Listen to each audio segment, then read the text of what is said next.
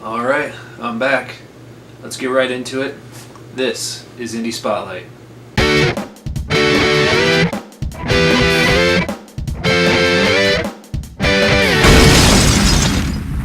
Welcome to Indie Spotlight, the show where we take indie video game news, trailers, and new releases, and we get them out there for you guys to check them out. As always, we're starting with trailers this week, and I'm very excited to look at this first one. The first game we're looking at is called Ink. My name is Syver Lauritzsen. I'm a freelance illustrator and the creator of the video game Ink.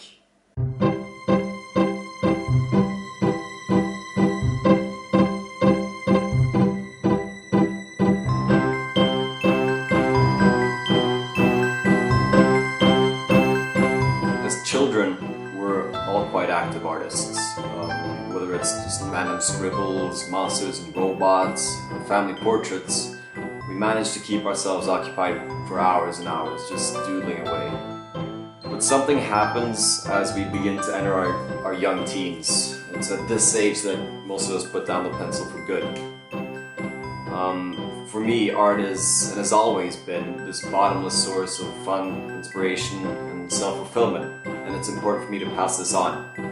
So what I want to do with Ink is help players rediscover the joy of drawing, but I want them to have fun doing it. In Ink, you play as a representative of Ink Inc., which is this galactic monster corporation whose sole purpose it is to fill the universe with ink. They just love the stuff. So players work together to generate the creatures and the characters and the scenery that inhabit these planets. What I think is really beautiful is when the real physical world crosses paths with the digital world. And in Ink, this crossroads manifests itself in the Bridge, which is a compact pen scanner that players use to wirelessly transmit their drawings into the game world. So you just draw whatever you want. The sky's the limit. And as you scan your drawings, you see them come to life on your screen in real time. And it feels like absolute magic, and it's a pretty beautiful moment. If a player isn't quite pleased with how his or her drawing acts in the game world, then it's on to the rigor, where players can assign the exact physical properties they want their drawings to have, whether it be a heavier head, more flexible knees, or even an extra limb. The rigor to make it happen. Ink allows players to explore an ever-changing world filled with fantastical creations generated by the thousands of other players inhabiting the game world. The creations you've encountered appear in your Inkopedia, where you can browse and re-encounter your favorite characters and creatures, or even share them on your favorite social platforms. Earn ink points and level up, solve challenges and improve your art skills. There's always something new to see or do in Ink. And now I just hope players are going to enjoy playing the game as much as I've enjoyed creating it.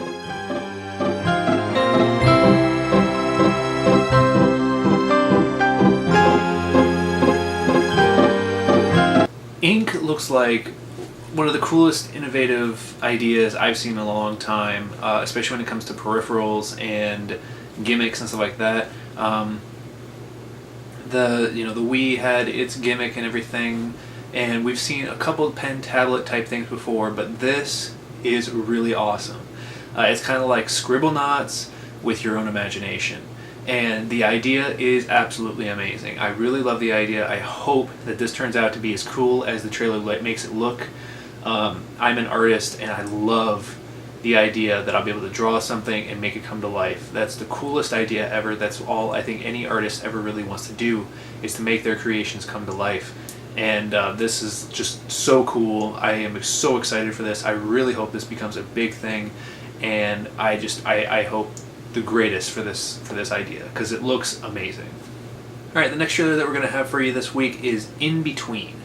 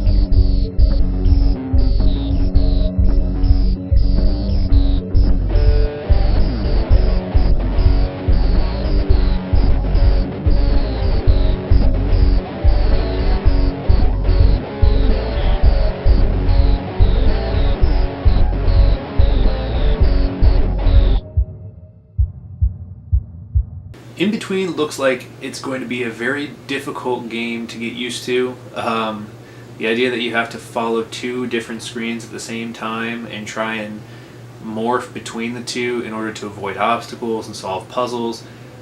It seems like it's going to be very difficult and very hard to manage, but the person on the trailer obviously did very well. There wasn't any problems with them, so who knows, maybe it just takes a little getting used to. I don't know, but it looks really cool. I like the idea. I hope it's not so difficult that it's just hard to play. So hopefully that turns out to be a pretty cool title. Alright, the final trailer that we have for you this week is Overlight.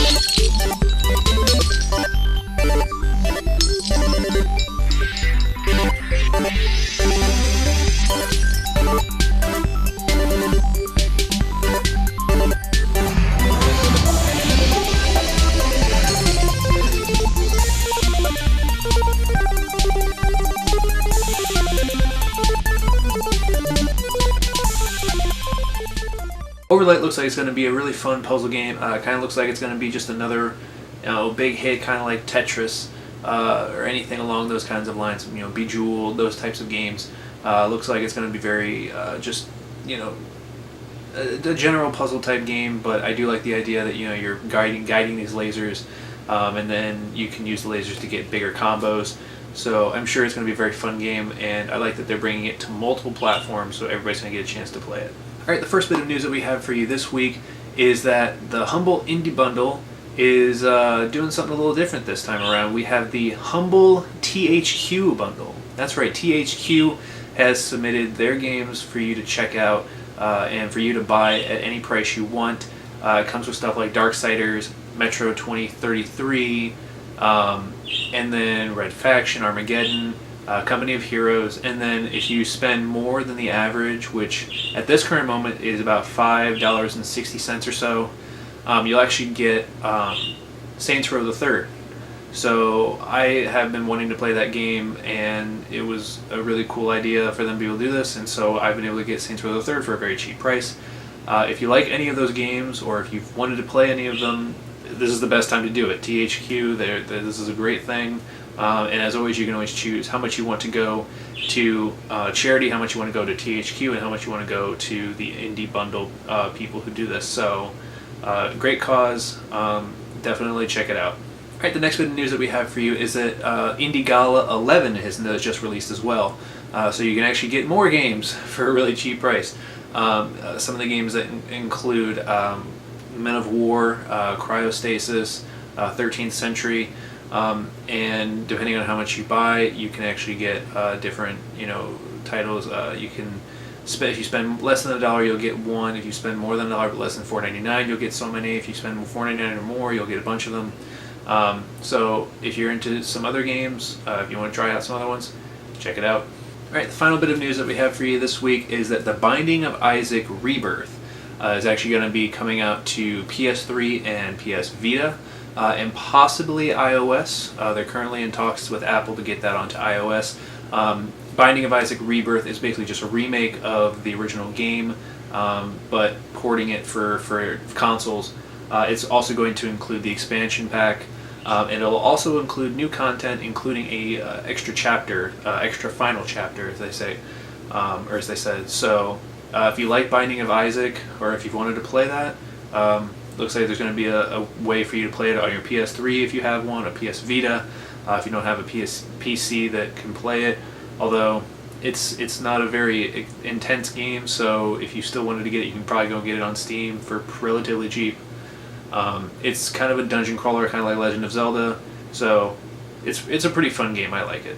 Alright, new releases this week. We have Minor Wars 2081, we have Retro Racing, and then we have Drox Operative. But thanks for watching this episode of Indie Spotlight. As always, if you have any information, any news, or any trailers that you want us to talk about, you can hit me up at Twitter at twitter.com/Dazerin, Brian at twitter.com/MasterBlood, Tim at twitter.com/ShadowKingpin, or VBGTV at twitter.com/VBGTV. I'm your host, Kyle Luck, and I will see you next week. Hopefully. We're kind of just doing this now, and whoever feels like hosting hosts, so it's kind of nice. It's nice that I get to get a break every now and then, so I didn't die, by the way, clearly. See you next week. You kind of get, unlike Ghost and Goblin, it's javelin sword that you throw, but just like that game,